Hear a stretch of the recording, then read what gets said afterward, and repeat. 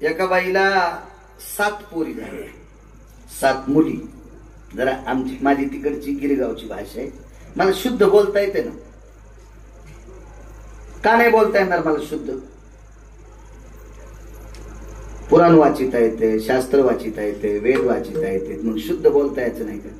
पण मला माहिती आहे तुम्ही घनानं नीट होईन तर सोनाराच्या मुचकुनीनं का होता. घन कशाला असतो माहिती का बाप्पा? कोराडी शेवटायला, पासा शेवटायला, लोखंड पातळ करायला, आणि सोनाराचा हातोडा, नथीचा दांडा, अंगठी मोठी करायला. ते केवढा असतो महाराज? एवढं. मग घनानं नीट होत नाहीत ते, सोनाराच्या हातोड्या नीट होते का? मग ते अशा प्रकारे बरं का. आणि मग त्या ठिकाणी बरं का, आणि तुम्हाला काय सांगू, कीर्तन सांग, चोंबाळू चोंबाळू मारायला आपलं. मला माहित होतं हे धोरणाच्या पलीकडे केलेला खेळ. एका बाईला काय किती झाल्या? 7 मुली झाल्या, पोरी झाल्या, कन्या झाल्या. एकच राजानं सांगितलं 8व्या बारीस पोरग पाहिजे. काय त्या राजाला विकृती निर्माण झाली का माहिती. तसा राजा चांगला होता, त्याचं नाव होतं जयपाल नावाचा राजा. जयपाल नावाचा राजा. मुलीशी आदर असला पाहिजे, आदर असला पाहिजे. तुम्हाला एक सांगू का सोपी भाषा? पुराणामध्ये आपशिंगेकर काका राजाला जर सुरुवातीला मुलगी झाली तर बापाचं नाव येईल असं मुलीचं नाव देत होते. द्रौपद राजाला मुलगी झाली, नाव काय ठेवलं? द्रौपदी. द्रौपद राजा कोण्या प्रांताचा राजा होता? पांचाळ नरेश. तिला नाव काय दिलं? पांचाली. काय नाव होतं? कुंती भोज राजाला मुलगी झाली, नाव काय ठेवलं? कुंती. काय आदर्शवाद होता हो आपल्या भारत देशामध्ये. किती आदर्शवाद होता, किती आदर्शवाद. म्हणून मुलींकडे चांगलं बघायचं. 5 तरुणांना प्रश्न विचारले, तुमचं जर लग्न झालं तर?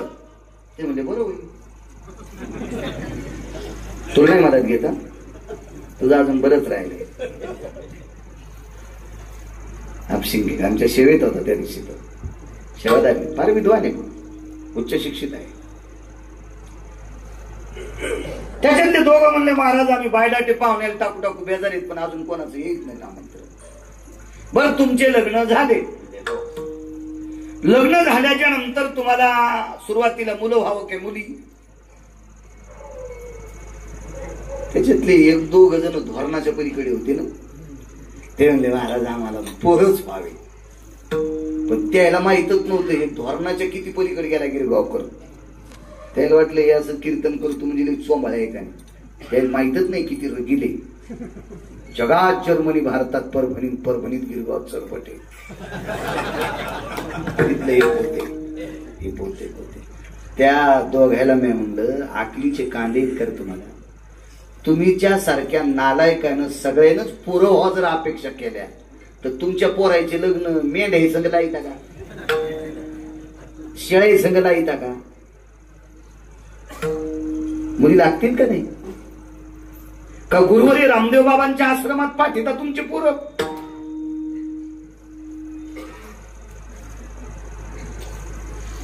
कन्येविषयी प्रेम असावं, मुलीविषयी प्रेम असावं. पहिली बेटी जुना शब्द होता तूप रोटी, आणि पहिली बेटी धनाची पेटी. पहिली बेटी धनाची पेटी, पहिली बेटी तूप रोटी. तुम्हाला एक सांगू का? माझ्या वाचनातल्या 23 राजांचं नाव जर चंद्र सूर्य तोपर्यंत झळकिलं असेल तर ते पोरीनं झळकिलंय. पांचाळ नरेशाचं नाव दृष्टद्युम्नानं नाही झळकिलं. त्याचा अजून एक दुसरा मुलगा होता, त्याचं नाव घरी गेल्यावर पाठ करा. गुत थोडं घेतलं सगळं सांगायला. 2 मुलं होती पांचाळ नरेशाला, त्यांनी नाही झळकिलं. पांचाळ नरेशाचं नाव द्रौपदीने झळकिलं. नुसत्या पांचाळ नरेशाचं नाही, पांडवाईचं सुद्धा नाव महाभारताच्या इतिहासात कोरलं असेल. चंद्र सूर्य तोपर्यंत ही द्रौपदीची क्रिया. कशामुळे सामान्य समजिता तुम्ही? कशामुळे साधं समजिता तुम्ही? पण राजामध्ये 8व्या वेळेस मुलगा पाहिजे. कर्म नो गहनो गती. माऊली, मुलगा किंवा मुलगी कोणाच्या बापाची जहागिरी नाही. हे वैद्याच्या हातात नाही. हे नियतीच्या हातात आहे, नियतीच्या हातात आहे, तुमच्या आमच्या हातात नाही, नियतीच्या हातात आहे. आणि कर्मणो गलो गती त्यावेळेस त्याला, त्या राणीला मुलगीच झाली, राजाला मुलगीच झाली. राणी रडू लागली. तर राणीचं बाळंतपण करणारी एक सामान्य स्त्री होती, सामान्य. आता बाळंतपण करणारी बाई काय ती अशी कोट्याधीश थोडी असते, असती ना कोणती, डॉक्टरीन, तिला गायनिक म्हणतात, गायनिक, गायनिक. हो, आता तुम्हाला ती गायनिक शब्द नाही कळायचा, कळलं ना, साधी माणसं आहेत का तुम्ही. प्रसूती तज्ञ नाही का, डिलिव्हरी तज्ञ कळतो, कारण इंग्रजांचा पगडा बसलेला ना आपल्यावर, आपल्याला आपली भाषा कळत नाही, ते कळत. सुईन, दाई सुईन पुराणाची भाषा आहे, साध्या विचाराची, साधी गरीब असती बाई. आणि टोकाला गेलेल्या गायनिक वैद्यकीय क्षेत्रातल्या प्रसूती तज्ञ डॉक्टरला किंवा डॉक्टरनीला तिच्या हाताखाली सुद्धा सुईनच असते भरके काम करायला. ती फक्त सांगते असं कर, तसं कर, हे कर, ते कर, आमक कर. सुईन, सुईन, सुईन साधी बिचारी. आता तुमच्या वेगळ्या भाषेत तिला नर्स म्हणावं लागेल. पांढरे कपडे घातलेले नर्स, सिस्टर वगैरे वेगवेगळी नावं बदलली ना. मग ती राणी रडत असताना त्या सुविनीनं, त्या दावीनं विचारलं, कारण तिला बांगड्या नसतात ना, जिला बांगड्या नसतात तिला कोण म्हणायचं, दाई. तुम्ही काय काय घालीत नसते, खेड्यातल्या घालतात म्हणा, शहरातल्या घालीनच त्याला असं मुंग्याला असल्याने होते. ज्या बाईला बांगड्या घाला वाटत नाही तिने एक काम करायचं, नवऱ्याला घालायच्या, घालायचं. मग काय नाही, पुण्य येत असते, नवऱ्याने केलेलं अर्ध बायकून येत असते, त्याच्यामुळे नवऱ्याला घालायचं, पप्याच्या बापाला घालायच्या, काहीच हरकत नाही, काही पाप लागत नाही, काय नाही तुम्हाला, काही नाही, काही नाही, काही विषय नाही. हो, फक्त तुम्हाला कोण्या नरकात टाकावं हे देवाला सुधारायचं नाही, ते मात्र होईल. बांगडी हातात असली पाहिजे, नका जास्त घालू, 1-2 असावा, आपलं नियम आहे. दाईला नसतात मात्र बांगड्या. चला, दाईने विचारलं, राणीसाहेब का रडता? काही नाही म्हणले, मुलगा पाहिजे होता. तुम्ही हिला जन्म दिला, हिच्याविषयी वाईट नाही मी, अशा 50 मुली झाल्या तरी मला दुःख नाही, पण हिच्या बाबांना, माझ्या मालकाला मुलगा पाहिजे होता. दादा होईल, नाही म्हणजे आम्ही दोघी वाचत नाहीत का?